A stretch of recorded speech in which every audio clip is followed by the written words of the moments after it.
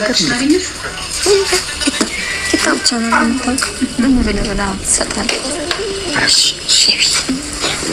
ሊዛቂ ቂጣ ማታውቀው ቂጣ ብቻ ነው የምታውቅ?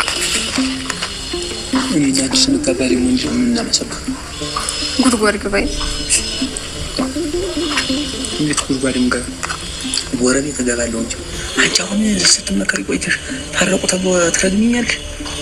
ለምዶብኝ እኮ ነው ገንዘብ አንቺ ነገር የቀይ በሬ ማለት እኮ ነሽ። እንደው አንድ ነገር ታያሻት ለቂ እሺ በቃ እንቀበል። ግራ ነው ግራ እንጋባለን። ግራ ይግባሻል። እስኪ እንደ ሴቶቹ ነች። አንተ ስራ ልስራበት ምን ይለፈልፋል? አርፈ ብላ አባዝ ለሞኑ ለሊያጣ ልጅት ምን ትሰጫታለሽ? ምን ልትሰጫት ነው ያልከኝ? ቡና ሲፈላ ሰጣታለሁ። ቡና ያርግሽ ስጦታ ነው ያልኩሽ አንቺ። በነገሩ አንቺ ትወጣለሽ። ቆይ አንተስ ምን ልትሰጣት ነው? እኔማ ምን እሰጣታለሁ? የነበረኝ አንድ ልብ ነው ለአንቺ ነው የምሰጥሽ። እኔ ድመት ነኝ እንዴ? ያንተ ልብ ምን ይሰራልኝ? ልብ አልበላ ወዲያ ከሚበላ ነገር ሌላ ነገር አታውቂም አንቺ።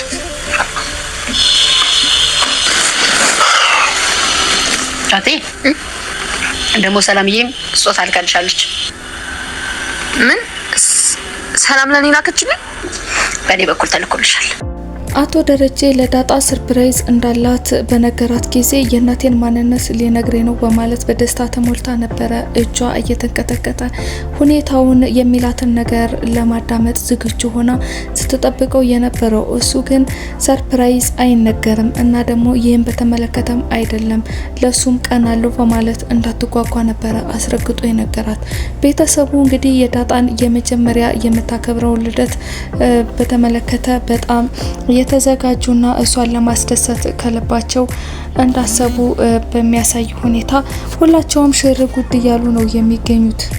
ቤት ውስጥ ሁሉም ነገር በተዘጋጀበት ሁናቴ ነበረ። እንግዲህ የዳጣ ልደት በስተት 22 አመት ብለው እየለጠፉትና አቶ ደረጀም 21 አመትሽ ነው በማለት ያ 22 አመት ተብሎ የተለጠፈው ቁጥር እንዲነሳ ሲያደርጉ ነበረ። ዳጣ ስለ እድሜዋና ስለ አወላለዷ ምንም የምታውቀው ነገር ስለሌለ 21 ነው ማለት ነው 22 አይደለም እንዴ በማለት ስትናገር የነበረው ማለት ነው። በወይዘሮ ማርታ በኩል እንግዲህ አግራሞትን ጭሯል። ምክንያቱም እድሜዋን እሷ ሳታቅ አቶ ደረጀ ማወቁ የተወሰነ ጥርጣሬ ነገር ሳይፈጥርባት አልቀረም። አቶ ደረጀና ወይዘሮ ማርታ የዳጣንና የኤቢን ሁኔታ እየተመለከቱ ነበረ። እንግዲህ ልደቱ በሚከበርበት ሰዓት ኤቢ ለዳጣ በጣም የተለየ ፍቅር እያሳየቻት ነበረ። ከጎኗም ቁጭ ብላ ልደቷን እያስተናበረች ነበረ። ለዛም ቡና እያፈላች ነበረና በዚህ መካከል ከልደቱ ያልተገኙት ምጥን ውሃና ገዜ ነበሩ ማለት ነው። እና ገዜንም ጥሪው በተባለችው መሰረት ለዛ ወደ ገዜ ስትሄድ ገዜ የጎረቤት ልጅ እንደወደደና መልኳ ምን ያክል እንደምታምር አንድ ቀን ባጥር ዘሎ ሄዶ ከሷ ጋር መተኛቱ እንደማይቀር እየነገራት ነበርና ያንን መልክ ይዛ ሰው ቤት መስራቷ አያርባ ቀን እድል እያለ ለዛ ለማናደድ እየሞከረ ነበረ። ሳይሳካለት እንዳልቀረ የለዛ ፊት ያስታውቃል። ለዛ በጣም እየተናደደችና እየበሸቀች ነበረ። ለማንኛውም ና ተብልሃል በማለት ጠርታው ከሷ ጎን ከተቀመጠ በኋላ እንግዲህ ሳሎን ውስጥ በተለያየ ነገር እየሸነቆጣት ነበረ የሚገኘው ማለት ነው። እና ሁሉም እንግዲህ የየራሳቸውን ጨዋታ ይዘው በሚጫወቱበት ሁኔታ በመካከል አንዳንድ የሚሰዳደቡት ቃላት ከወይዘሮ ማርታ ጆሮ ጥልቅ እያለ ነበረ።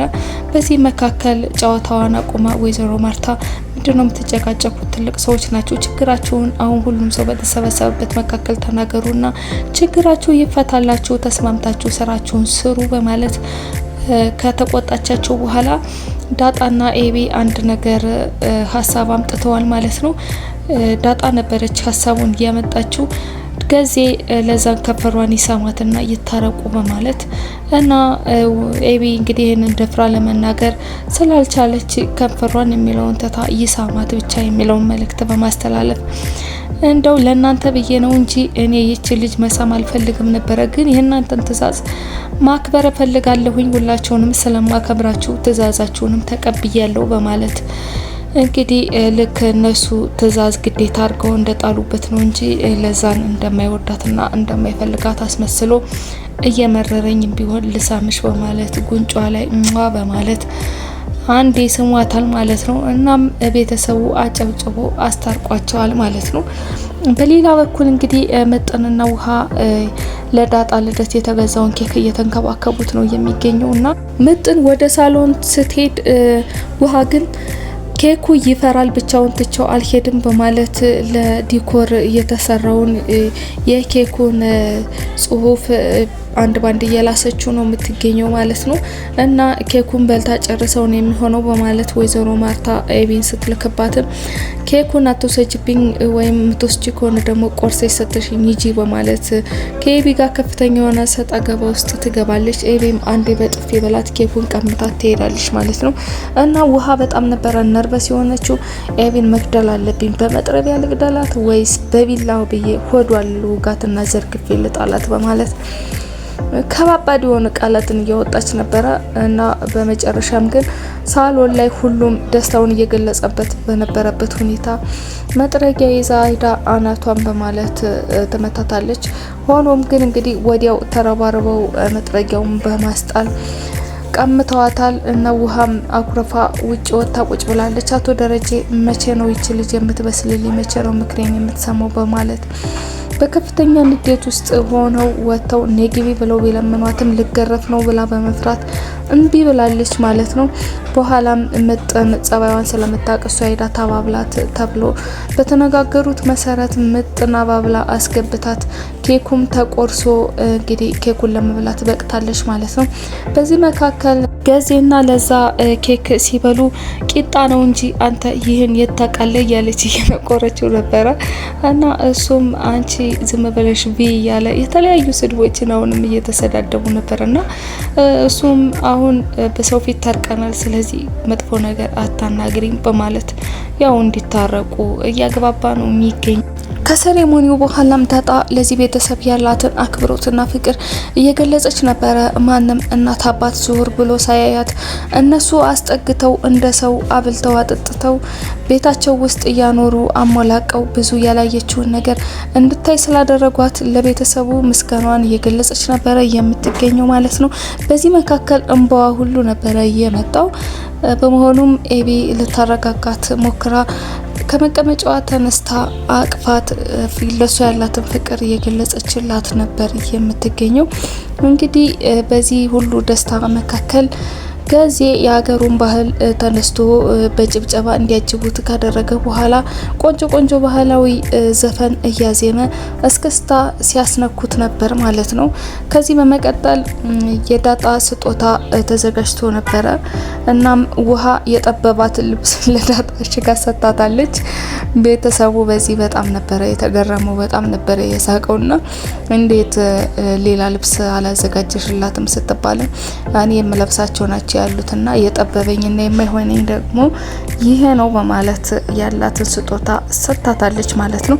በቀጣይነት ኤቢ ናት ስጦታ የምትሰጣት በማለት የኤቢ ስጦታ እየተጠበቀ ነው የሚገኘው።